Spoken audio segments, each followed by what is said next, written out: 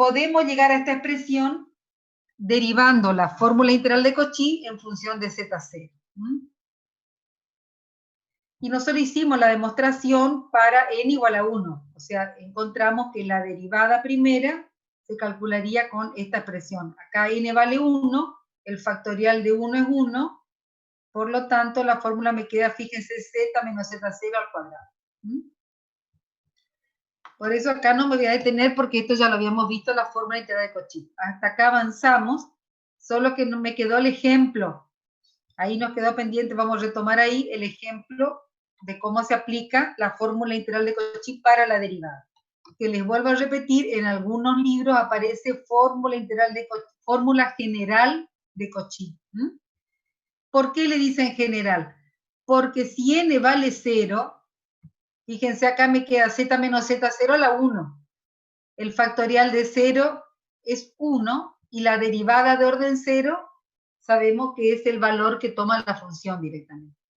Entonces, si n vale 0, tenemos la fórmula integral de Cauchy. Por eso que la suele llamar la forma generalizada de Cauchy, a la que nosotros le estamos llamando la fórmula integral de Cauchy para la derivada. Bueno, y la fórmula integral de Cauchy para la derivada también nos permite encontrar o resolver integrales, pero ahora fíjense, tienen esta forma, es f de z sobre z menos z0 elevado a la n más 1, acá va esta n que coincide con el orden de derivación. ¿Cómo resuelvo esto? Bueno, a esta función, que la tengo acá en el numerador, la derivo n veces, evalúo cuánto vale la derivada de orden n en el punto z0, multiplico por n factorial, divido por 2πj y tengo resuelta una integral compleja de esta forma. Bueno, acá nos habíamos quedado en el ejemplo 9 y esta era la integral que teníamos que evaluar. Había dos ejemplos, el 9 y el 10. Fíjense que es una integral compleja.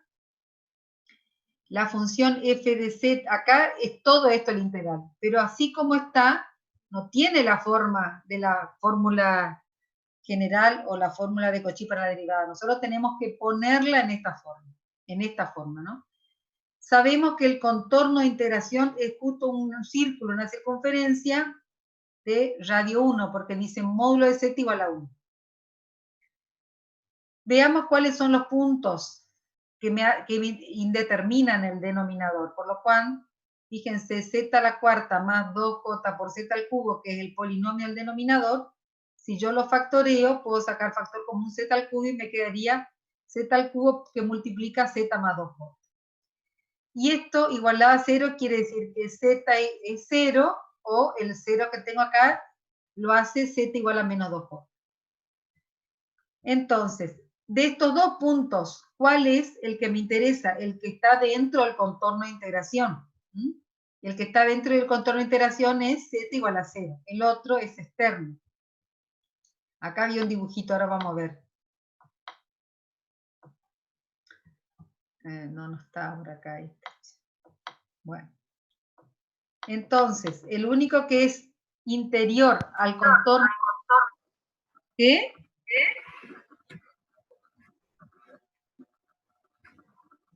¿Alguien preguntó algo? ¿No? Bueno, continuamos entonces. El punto Z0 igual a 0 sí es interior a la circunferencia centrada en el origen y de radio 1. Entonces, es el que me interesa para poder resolver esta integral aplicando la fórmula generalizada de Cauchy. Z más 1 sobre z cuadrado más 2j z al cubo lo puedo poner factoreado de esta forma.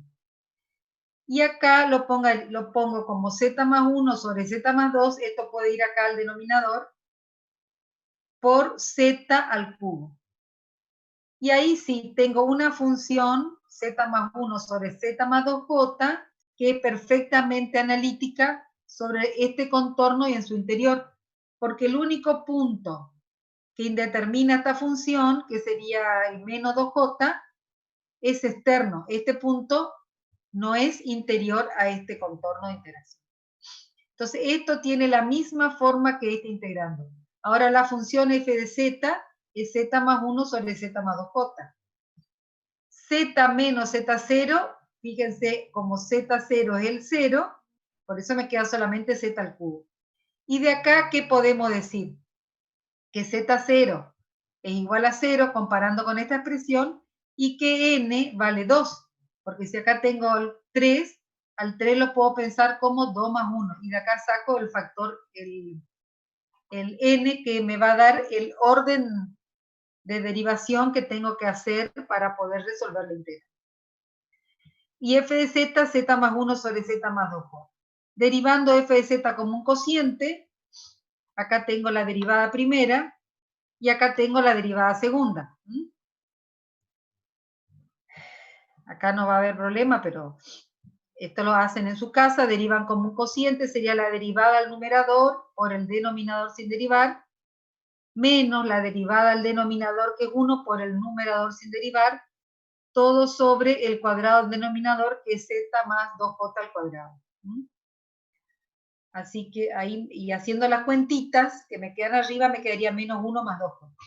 Vuelvo a derivar esta expresión, y haciendo las simplificaciones me queda 2 menos 4j sobre z más 2j todo elevado al cubo. Esta sería la derivada segunda, porque dijimos que n vale 2.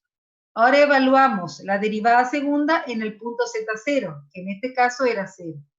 Evaluamos en 0 y me quedaría menos 1 más 2j sobre 4j. Reemplazando en esta expresión 42, y me va a quedar entonces z1 más z1, z más 1 sobre z a la cuarta más 2j por z al cubo. Esto lo puedo escribir de esta manera, que ya habíamos visto por qué. Y esto, como tiene esta forma, que vimos hoy, tiene esta forma, tiene la forma de 41, esto va a ser igual a el factorial de 2 sobre 2πj por la derivada segunda evaluada en el punto 0, que es lo que escribimos acá.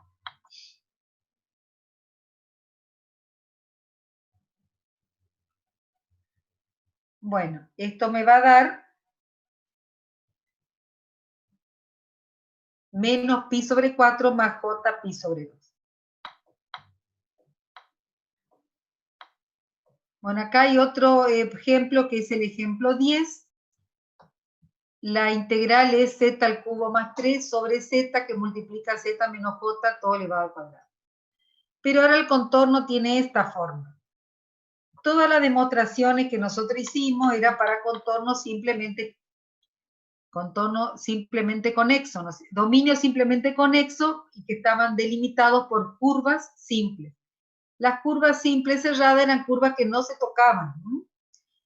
Pero, aunque nosotros no lo demostramos, se ha visto que todo este estudio que hicimos del teorema de Cauchy-Borssat, de la fórmula integral de Cauchy y de la fórmula de Cauchy para la derivada, se pueden demostrar también para dominios simplemente conexos cuyo contorno no es una curva simple.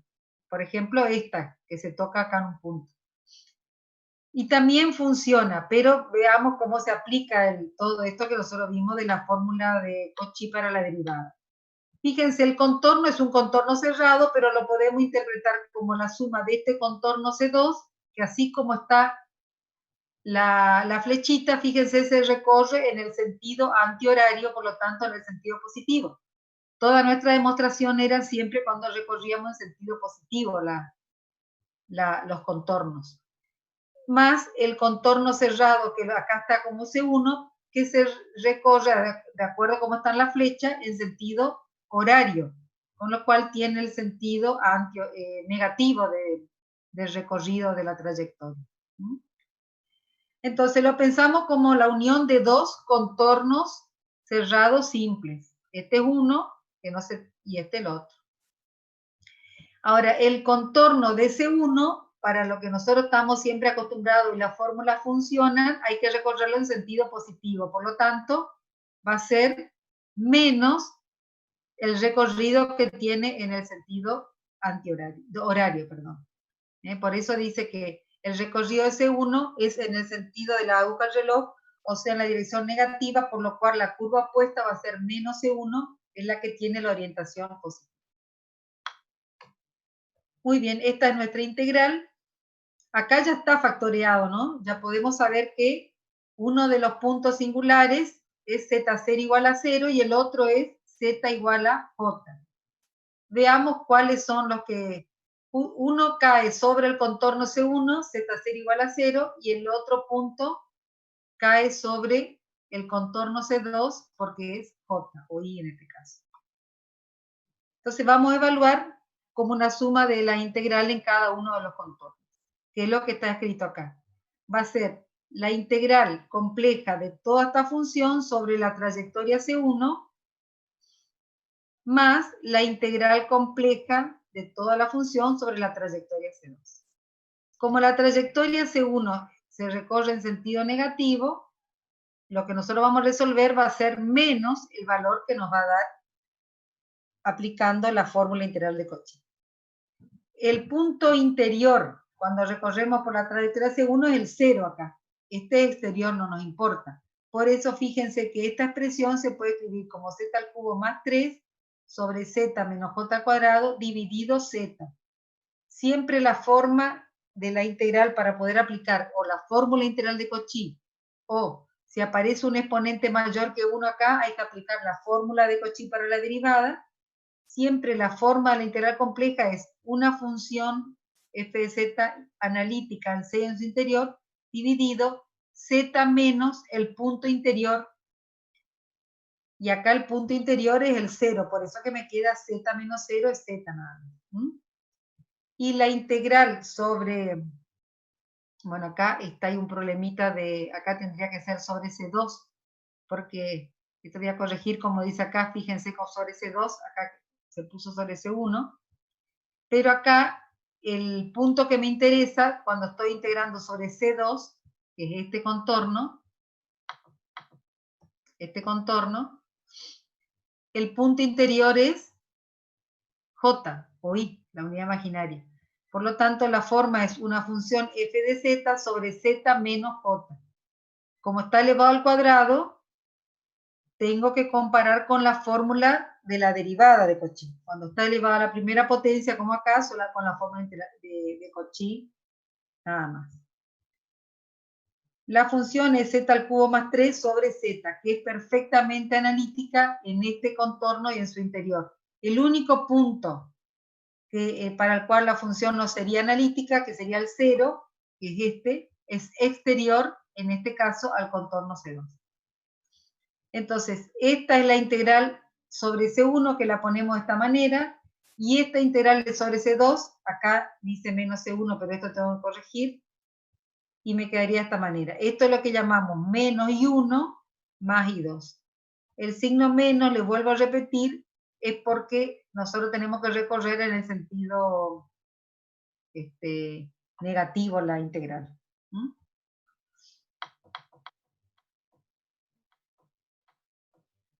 Bueno, entonces evaluamos primero esta, donde el punto Z0 es 0, por eso que tengo Z menos 0 es Z, f de Z es Z al cubo más 3 sobre Z menos J al cuadrado, y directamente es el valor que toma esta función en Z igual a 0. Entonces hago Z igual a 0, fíjense, me queda 3, Z igual a 0 me queda menos J al cuadrado.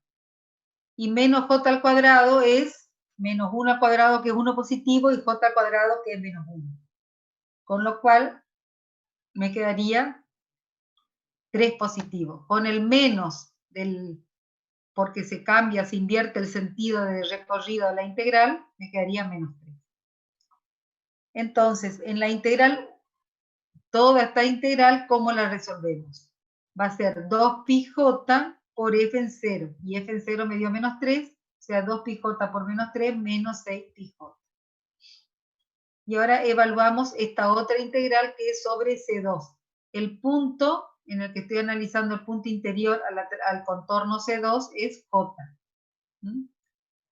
Eso es lo que dice acá. Z0 es J. N vale 1, porque el 2 que está acá como exponente lo puedo pensar como 1 más 1, con lo cual la derivada va a ser la de primer orden, y f de z es z al cubo más 3 sobre z. Muy bien, f', hacemos la derivada de esta función, derivamos como un cociente,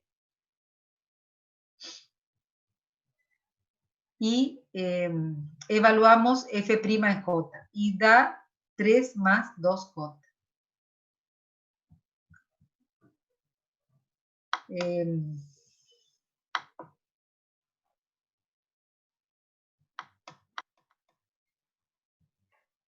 Entonces la integral sobre I2, que sería esta integral, que es esta, nada más que acá tiene que decir I2, va a ser, que acá sí, z al cubo más 3 sobre z menos j todo elevado al cuadrado.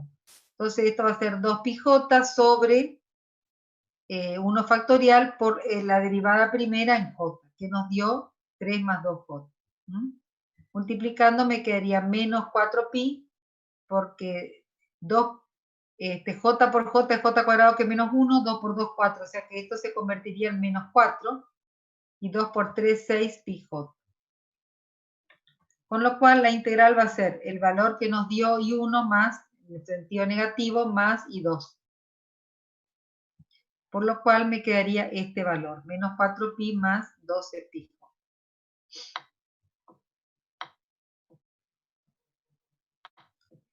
Bueno, vimos como, también esto ya habíamos visto en la clase pasada, pero la derivada de una función analítica es analítica, pero lo vemos de vuelta. Sea f de z analítica en un dominio simplemente conexo D, entonces la función f de z tiene derivada de todos los órdenes en cada punto z en el dominio D. Y las derivadas f', f segunda, f tercera son funciones analíticas en D. Si una función f de z, que se puede escribir como u de x más jb de x, es analítica en un dominio simplemente conexo D, sabemos que las derivadas de todos los órdenes existen en cualquier punto z en D. Por lo que las funciones derivadas de todos los órdenes son continuas en D, y como nosotros sabíamos por las ecuaciones de Cauchy-Riemann que la derivada primera es la derivada parcial de u con respecto a x en función de u y de b, más j derivada de b respecto a x, o derivada de b respecto a y menos j derivada de u respecto a y, la derivada segunda va a tener esta forma. Es decir, también existen las derivadas de todos los órdenes de las funciones reales u y b. En las funciones reales no todas cumplen con esta condición, ¿no es cierto?, de que tienen derivadas de todos los órdenes. Eso a veces no se cumple para funciones reales. Pero acá, en función compleja, si una función compleja f de z, que ya sabemos que viene expresada como una función real u de x más j, una función real b de xy, combinando las dos tenemos la función f de z compleja. Si esta función que resulta acá f de z es analítica, quiere decir que las derivadas de f de z existen de todos los órdenes. Y también tendrían que existen también de todos los órdenes las derivadas de u y de b con respecto a x y con respecto a y, porque esta fórmula que nosotros habíamos encontrado ya al principio para la derivada de una función se sigue dando, se sigue cumpliendo. Bueno, vistas las dos fórmulas más importantes, o sea, habíamos visto el teorema de Cauchy-Gorsat, que era muy importante, después vimos la fórmula integral de Cauchy, y la clase pasada vimos la fórmula de Cauchy para la derivada o la fórmula generalizada de Cauchy. Con lo cual, ahora estamos en condiciones de comenzar el tema de serie Taylor. Hay dos series importantes que tenemos que ver, que es la serie Taylor y la serie Laurent, antes de ver el último tema que sería los polos y residuos de una función compleja, con lo cual vamos a estar en condiciones de aplicar el teorema de los residuos, que es un teorema que también tenemos que dar, y que nos va a permitir resolver integrales complejas de manera muy fácil. Fuimos dando una secuencia, tuvimos la fórmula integral de Cauchy, después la fórmula general de Cauchy para resolver integrales, y ahora el teorema de los residuos, que es nuestro objetivo. Para lo cual primero tenemos que ver serie Taylor. La idea, ustedes habrán escuchado hablar la serie Taylor de una función real, f de x, y van a ver que la serie Taylor para una función compleja tiene la misma forma que la que ustedes estudiaron para funciones reales. Habíamos visto que si se tiene una función f de z analítica en un dominio D, la pregunta es, ¿podemos representarla por una serie de potencias de la forma 44 o 45? 44 es la sumatoria de la derivada de orden n en z0 sobre n factorial por z menos z0 a la n. Esta es la serie Taylor, y si el punto z0 es el origen, el 0, se llama la serie, fíjense, al ser esto 0 me quedaría z a la n. Es la serie de McLaurin. Bueno, acá parece que está mal escrito. Fíjense que ustedes estudiaron f de x es igual a la sumatoria de la derivada de orden n en x sub 0 sobre n factorial por x menos x sub 0 todo elevado a n. Y tiene la misma forma, entonces, la serie Taylor de una función compleja que para lo que ustedes estudiaron, la serie Taylor de una función real, de una variable, la que yo les dije, ¿no? Si la función, vamos a ver ahora, antes de ver el teorema de Taylor, que es la demostración de que todo esto sí es cierto, que se puede desarrollar una función analítica en un dominio D por un desarrollo de potencias de esta forma, que es la serie Taylor. Vamos a demostrar que eso sí es cierto y se cumple también para las funciones complejas. Pero antes vamos a recordar un poquito esta serie de un repaso que ustedes vieron ya en cálculo 1 y cálculo 2, adaptado, digamos, a cómo sería para las funciones complejas. Un breve repaso, lo mínimo que necesitamos para entender después toda la demostración. Una serie infinita o serie de números complejos es la sumatoria de z sub k, y estos son cada uno de los términos, ¿no es cierto?, con k variando de 1 a infinito. Se dice que una serie es convergente o converge o tiene límite si la sucesión de sumas parciales es convergente. ¿Qué quiere decir eso?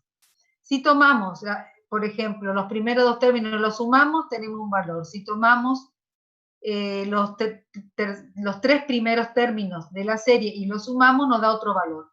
Si tomamos los n primeros términos de la serie y los sumamos, que es lo que está acá, nos da un valor, y el valor al que converge la suma de todos los términos de la serie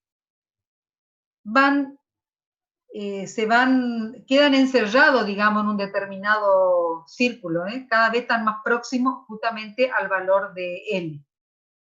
Eso es lo que quiere decir si la serie converge. Entonces, si la sumatoria de los n primeros términos converge a un determinado valor L, cuando n tiende a infinito, se dice que la serie converge a L, o que la suma de la serie es L. Después hay una serie, que es la serie geométrica, que tiene una forma particular, que es esta que está acá. A por z a la k menos 1 es igual a A más A por Z, más A por Z cuadrado, más A por Z al cubo, etcétera, etcétera. Y queremos ver qué forma particular tiene el enésimo término de la sucesión de estas sumas parciales. Para lo cual, lo que hacemos es, si cortamos esta sucesión de términos que va hasta infinito en un determinado valor n, me va a quedar A más A por Z, más A por Z cuadrado, más A por Z a la n menos 1.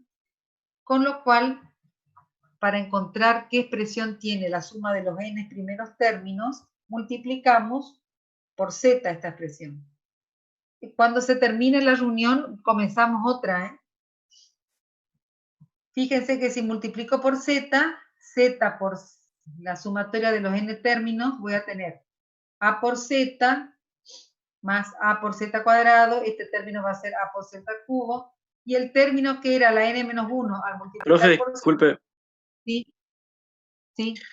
Voy a volver al inicio cuando empezó el tema de serie, porque se me salió la reunión, por favor. Acá. ¿Serie geométrica o cuando empezamos el tema de la serie Taylor? Con serie en general. Bueno. Lo que dije, bueno, ya vamos a dar un poquito, faltan 4 minutos y después continuamos con otra nueva reunión. Lo que dijimos es que ahora lo que tenemos que dar es si una función compleja analítica en un dominio D también se puede representar por una serie de Taylor que tiene esta forma, la forma 44, que coincide mucho con el desarrollo o la serie Taylor que ustedes estudiaron en cálculo 1 y cálculo 2 para funciones de n variables, real, pero siempre para funciones reales. Esa fue la pregunta que nos hacemos. Ahora vamos a demostrar en el teorema de Taylor, que uno de los puntos que tenemos que dar hoy, es que sí, que una función compleja analítica en un dominio D tiene un desarrollo en serie Taylor que tiene esta forma que la puede representar. ¿Está? Si el punto Z0 en el cual se hace el desarrollo es el origen, se llama la serie Maclaurin y tomaría esta expresión, toma esta forma, cuando el punto Z0 es el 0. Fíjense que estos serían los coeficientes de la serie. Yo acá no le puse, pero capaz que ahora cuando corrija algunas cositas que tengo que corregir antes de subir a la página, ponga también, todo esto sería la su n, porque la forma general de expresar una serie de potencias es la sumatoria de a su n, que es el coeficiente, por z menos z0 a la n. En particular, en este caso, los coeficientes a su n pueden ser números complejos, ¿no es cierto? Bueno, los coeficientes a su n se calculan con esta expresión. No sé si ustedes recuerdan la expresión con la cual calculaban los coeficientes de una función real cuando la expresaban en serie Taylor. Pero si se hace en memoria, tenía justamente esta expresión. Era la derivada de orden n en x sub 0 sobre n factorial, como ustedes calculaban los coeficientes de la serie Taylor de una función real, de una variable en este caso. ¿Está? Bueno, antes de comenzar el teorema de Taylor, que es donde tenemos que demostrar que una función analítica compleja admite un desarrollo en serie Taylor que tiene esta forma y que los coeficientes se van a calcular con esta forma, vamos a recordar o repasar un poquito lo que ustedes vieron en los cursos de análisis, cálculo 1 y cálculo 2. Esto yo creo que ya lo vieron. Por eso que lo damos rápidamente como un repaso. Una serie infinita o serie de números complejos tiene esta forma. Ustedes estudiaron para coeficientes reales, bueno, acá en este caso son los complejos. Z1, Z2, Z3 son los diferentes términos de la serie. Para n igual a 1 tengo Z1, para k, en este caso k igual a 2, tengo Z2, así hasta infinitos términos, ¿está? Donde decimos que esta serie converge si la suma de los n términos, tomamos que es lo que se llama acá S sub n, o sea, esta sumatoria que va hasta infinito, cortamos y dejamos en Zn. Sumamos los n primeros términos y la suma esta me da un determinado valor, que es lo que llamamos L. Esta es lo que se dice si una serie converge. En particular, hay una serie que se llama serie geométrica que tiene esta forma. La serie geométrica, A es una constante cualquiera, y fíjense, es A por Z, más A por Z cuadrado, más A por Z al cubo, etcétera, etcétera, etcétera. Bueno, acá lo que queremos es ver qué forma tiene en esta serie geométrica el enésimo término de la sucesión. O sea, la enésima suma, S sub n.